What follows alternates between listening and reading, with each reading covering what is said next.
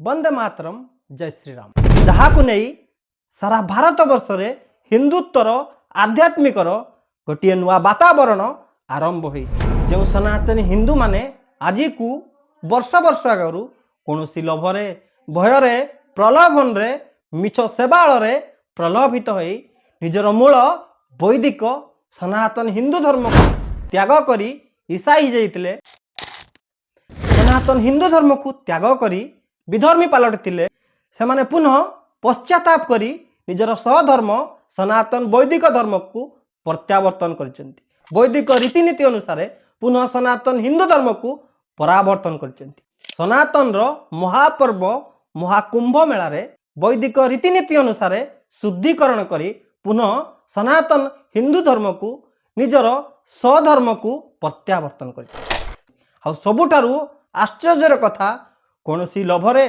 प्रलोभन भୟରେ किंबा कौन सी चापरे नुहे। 144 साल बाद प्रयागराज में संपन्न हुए महाकुंभ से निकली सनातन की बयार अब जमाने को प्रभावित कर रही है। यह पहले जहां रविवार को प्रार्थना होती थी वहां अब रोज सुबह शाम आरती और घंटा घड़ियाल सुनाई दे रहे हैं।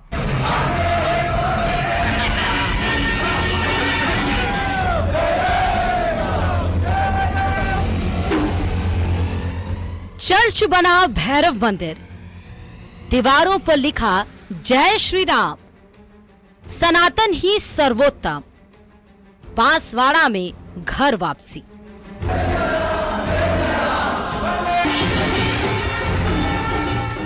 आगे आगे पुलिस, पीछे पीछे गाजे बाजे के साथ चलती शोभा यात्रा, हाथों में भगवा ध्वज और महादेव के जयकारों से गूंजता वातावरण। भक्त अपने आराध्य के स्वागत में झूम कर नाचे हैं। वो मंदिर कुछ समय पहले तक चर्च हुआ करता था, जिससे मंदिर में बदलने के लिए भगवा रंग रोगन किया गया। दीवारों पर जय श्री राम लिखा गया। हिंदू विरोधी सनातन विरोधी भारत विरोधी मानक पई गांडी पुड़ा जला करिबो अनेक दिनर 125 वर्षर सर्वपुरातन भैरव मंदिर। आउ चांचल्यकर घटनाटी घटी राजस्थान रो बांसवाड़ा जिल्ला रे। दिने सनातनी हिंदू ख्रिस्टियान थिले आउ से चर्च रो पाद्री थिले। निजर सनातन वैदिक धर्म को परावर्तन करी देखंतु तांको मुहर सुनंतु से कौन कहउचंती आउ केते खुशी अछंती। आउ ए सबु संभव होईची हमर महाकुंभ पाई। मैं पहले हिंदू में था पहले, इसके बाद मैं धीरे धीरे फिर ये क्रिश्चियन में चला गया था। क्रिश्चियन में लगभग 30 साल रहा। 30 साल में रहा। फिर इस गांव के लोग लगभग 40-45 लोग हो गए थे। फिर हमारे एक पास्टर के जगह टक्कर होगी, इसमें मैंने ये बंद करवा दिया और 30 लोग वापिस मैंने तोड़ के हिंदू में वापिस ले आया। जो माने दिने वैदिक सनातन धर्म को त्याग करी विधर्मी पलटि ईसाई हो जाइतिले, मुस्लिम हो जाइतिले, से माने एही महाकुंभ रे पुनः निजर वैदिक सनातन धर्म को स्वेच्छा रे परावर्तन करचंती। हजार संख्या रे परावर्तन करचंती। एहा ही होची हम सनातन रो महानता विराटता। किंतु केबे भी सनातनी हिंदू समाज निजर धर्म पाई तार विस्तारता पाई पिंपुड़ी टीवे मारि ना।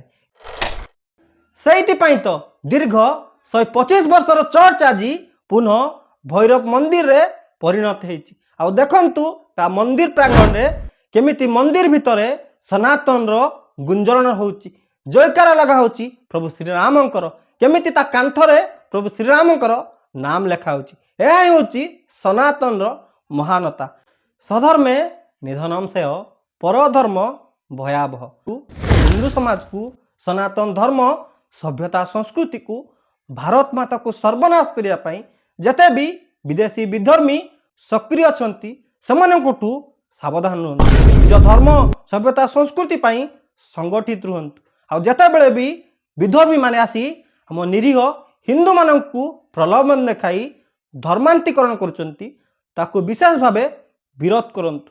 आ सर्वशेष रे सत्तारे थिबा सत्ताधारी दल को ଭାରତରେ ଧର୍ମାନ୍ତୀକରଣକୁ ସମ୍ପୂର୍ଣ୍ଣ ଭାବେ ବନ୍ଦ କରନ୍ତୁ। ଆଉ ଯେଉଁମାନେ ବି ଧର୍ମାନ୍ତୀକରଣ କରୁଛନ୍ତି, ହିନ୍ଦୁମାନଙ୍କୁ ସର୍ବନାଶ କରୁଛନ୍ତି, ସେମାନଙ୍କ ବିରୁଦ୍ଧରେ ଯଥାଶୀଘ୍ର କଠୋର କଠୋର ଆଇନ ଆଣନ୍ତୁ, ସେମାନଙ୍କୁ ସିଧାସଳଖ ଫାଶୀ ଦେଇଦିଅନ୍ତୁ। ଯଦି ଏସବୁ ଆଜି ବନ୍ଦ ନ ହେବ, ସନାତନ ହିନ୍ଦୁ ସମାଜ ସଚେତନ ନ ହେବ, ସଜାଗ ନ ହେବ, ତେବେ ସେ ସମୟ ଆଉ ବେଶୀ ଦିନ ନୁହେଁ। এই ବିଧର୍ମୀ ଜିହାଦୀ ଆତଙ୍କୀ ଆକ୍ରାନ୍ତ ମାନେ এই ଇସାଇ ମିଶନାରୀର ଷଡ଼ଯନ୍ତ୍ରରେ ସମଗ୍ର ଭାରତବର୍ଷ ବିଶେଷ କରି ହିନ୍ଦୁ ସମାଜ ସର୍ବନାଶ ହେବ। ତେଣୁ ଏ ଦିଗରେ ଆବାଜ ଉଠାନ୍ତୁ, ସଚେତନ ରୁହନ୍ତୁ, ସଜାଗ ରୁହନ୍ତୁ, ସଂଗଠିତ ରୁହନ୍ତୁ। ବନ୍ଦେ ମାତରମ୍, ବନ୍ଦେ ଉତ୍କଳ ଜନନୀ, ଭାରତ ମାତା କି ଜୟ।